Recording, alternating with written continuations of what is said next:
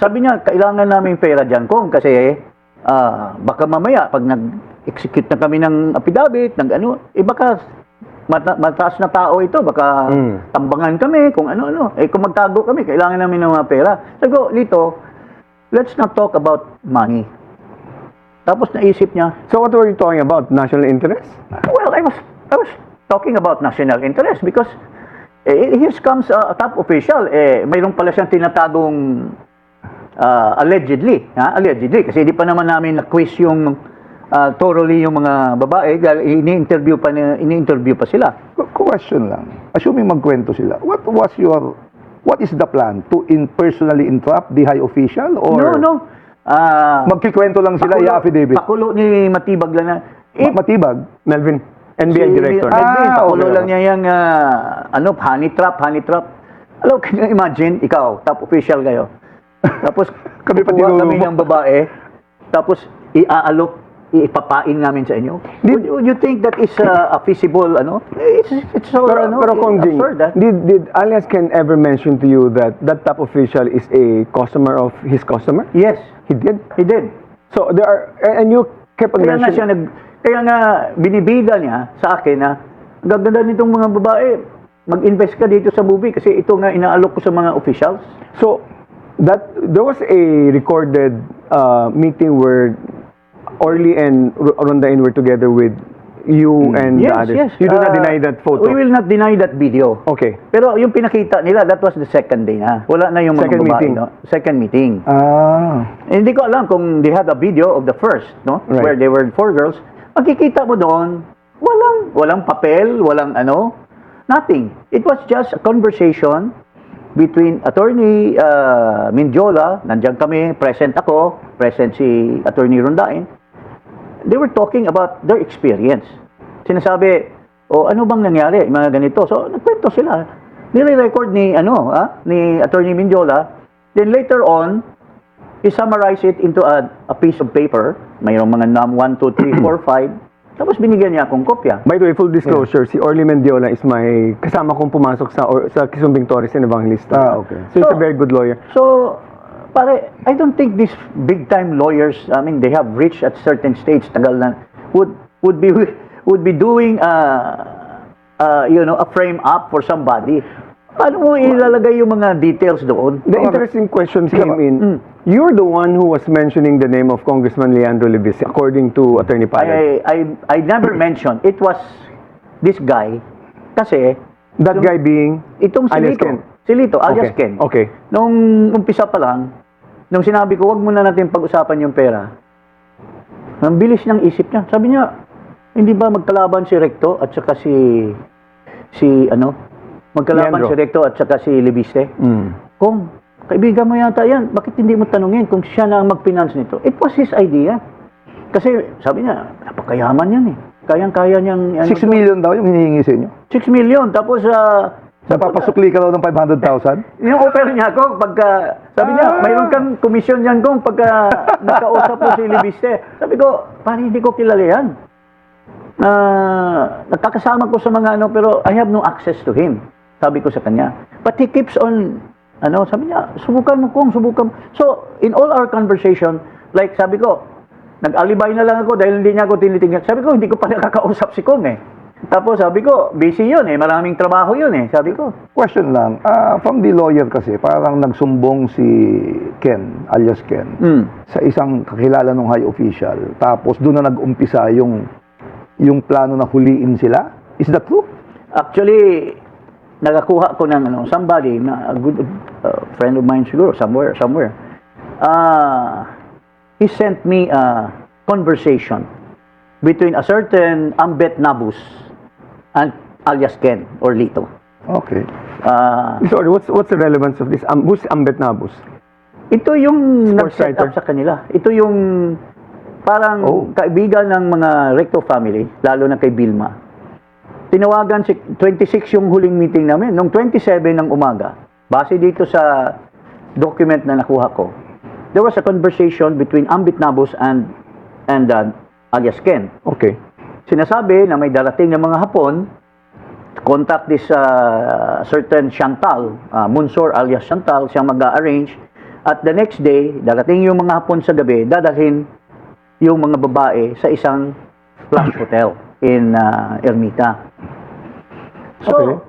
nag-gather si Ken ng naniwala siya doon sa kwento, nagdala siya ng mga babae. Pagdating doon, hindi naman pala hapon, NBI na. So, ang thinking ko, this is my personal view, mayroon nang nakatunog na si top official, no? At nakipagsabata na sa NBI para There was no conflict on your statement because according to Raymond Palad, si alias Ken approached someone, Yeah. a friend of the top official, and then Yeah, yeah. informed the top official that there is a operation against him. Yeah. So and then doon na nakapasok siguro. Tapos, Yeah. nung that happened in the 28th, nung 30 ng umaga, he called me. Anong buwan ito? July. July. July 30, he called me. Recently lang to. Contrary to what Matibag and this Palad is saying, na ako daw tumawag. I have not called him.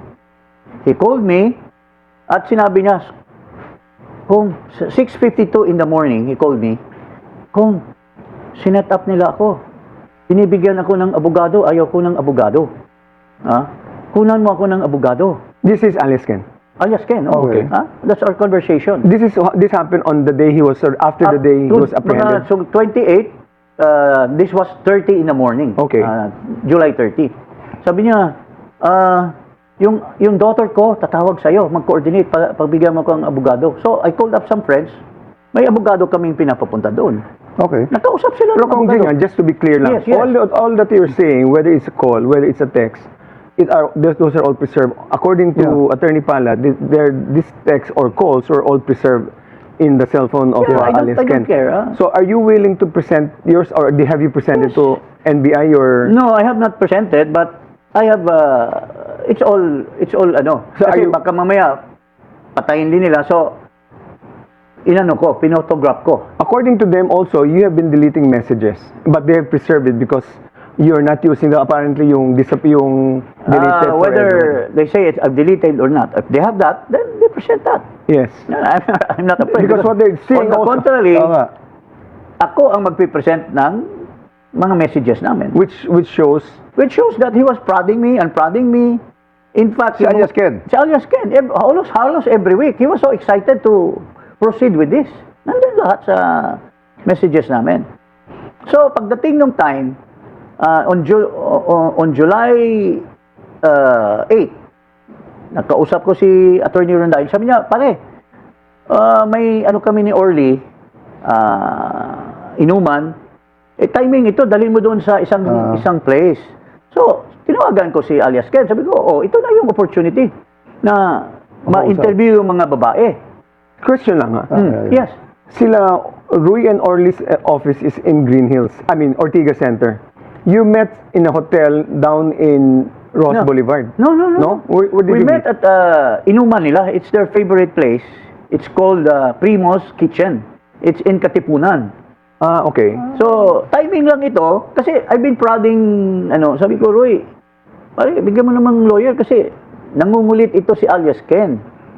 But sabi niya, pare, busy yung mga ko. So, finally, nagka-timing sila noong July 15. So, 1 week before, sinabihan na niya ako na magkaroon kami ng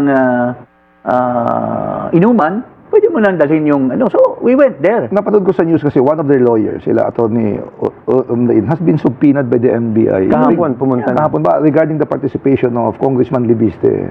Walang dito. from my end, walang kinalaman si Libiste.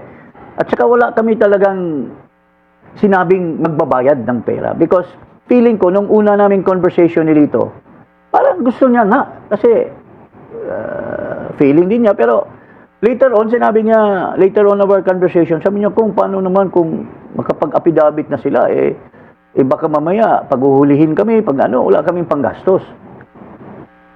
Sabi ko, saka na natin pag-usapan yung kasi hindi pa nga natin nalalaman kung anong sasabihin ng mga Do you have any text message that says that the offer really came from alias Ken? No. The money, the 6 That million? came from Libiste? No. The offer of the asking for money of 6 million. Who offered that amount? Siyang I have a text message. Mapapahiya daw siya kung hindi siya babayaran. So, it came from him Na? And the amount mentioned was 6 million? 6 million, tapos sabi niya, binaba ko na nga na 5.5 eh. Tapos sabi niya, bibigyan ka naman kita ng 500,000 na commission. So it dyan, was not a, according to Attorney Palad, it was a negotiation that you offered. No, there was never a negotiation. Tinawaran mo raw. No, I never, all our text message does not say anything. Sinasabi ko lang, kasi nagpa-follow up siya, nakausap mo na ba si Kong Liv? Sabi ko, busy yung tao na yun eh. At saka, maraming kalaban yun, hindi nag-ano yun eh. Yeah. So, never was any time. Magkaibigan tayo, Manong Gina, magkabatch tayo sa Congress. No, Yeah. no, no. We talk freely. Yes, Bakit may yes. ganong pasakali? No, kaya ko sinabi because I am about to ask him a question na it's up to you whether you will respond to it. You thought of, nakalaman mo yung information, you thought about it, you executed a plan, di ba? Against this top official. Sabi ko nga kanina, legally, maintindihan ko yung laban ng mga politiko. Politically, maintindihan ko yung bakbakan ng mga politiko. Pero technically, this is already non-legal, non-political, but personal. Which will impact on politics for obvious reasons. Now, parang sobrang polarized na yung politika natin na even at this level, maiisip na natin to. Now, is it fair to say, Manong ha, you masterminded this to malign this official? No. It was not masterminding to malign. It is for the country. A certain official was purportedly or allegedly committed certain offenses, so like probably drugs or whatever, or ano, he has to be exposed kasi official yun eh. But why, if the only person who has a vested interest in bringing down Executive Secretary Recto has always been Congressman Leviste. Yeah. Well, a friend of mine filed a plunder case against him, si Tony Lachun. Marami tayong interest. Pero that was a very, like what Nani was saying, that was a very legal way of fighting, and it was not very personal. This was pretty personal, pretty, nobody does that. Even Whether it's personal or ano, for me, I am obligated. It may be anybody else. No, because there's an interest on Congressman Leviste because there's a pending suit from the DOE demanding from him the return of 27 billion because he failed to honor his renewables contracts with DOE. Ed, as far as Congressman Leviste is concerned, wala po kaming pinag-usapan tungkol dito. Okay. Wala. Text message, phone call. Walang text message, walang phone call. After Kasi hindi ko naman siya, nakakasama ko siya once doon sa isang rally, but I didn't have a chance to really know him. It was the idea of Mr. De Guzman na since wala pa kaming pinag-usapan tungkol sa pera, but he was insisting, his idea was magkalaban naman yung dalawa, baka pwede mong siya yung mag-finance. It's not us offering him na ipipinance ni Leviste ito. Have you spoken to Congressman Leandro Leviste prior to, during, and subsequent to the honey trap operation? I have not At all. spoken to him. The other question I'd like to ask you, Yes. because Attorney Raymond Palad waived already, what's the name of it? Alliance Ken waived his right against self-incrimination. Are you willing to present all these texts and waive your right against self-incrimination and present all these texts or your cell phone to the NBI? Because that would be the basis for saying who's saying the In truth. or fact, not. in my affidavit, if ever, no? Kasi nasa investigation pa naman nga. Nagbigay na ako ng sagot ko. I respected the NBI. My lawyer has submitted my affidavit. So meron na po kayo sinabmit sa NBI? Meron akong sinabit. Wala pa kayong sumbina? Hindi, nagsupina na sila. Okay. Nagsagot na ako. And I have denied all this allegations. I have said that we have all the documents to show whatever their allegations are. And at the proper time, kasi ang NBI naman nasa investigation pa. If ever at the time that they will violate with the DOJ for any offense, then that's the time we will submit ourselves. Personally, do you think, Manong, na yung pag-alis ni Congressman Leviste at saka si Senator Ligarda has something to do with this particular case? I would not have any idea.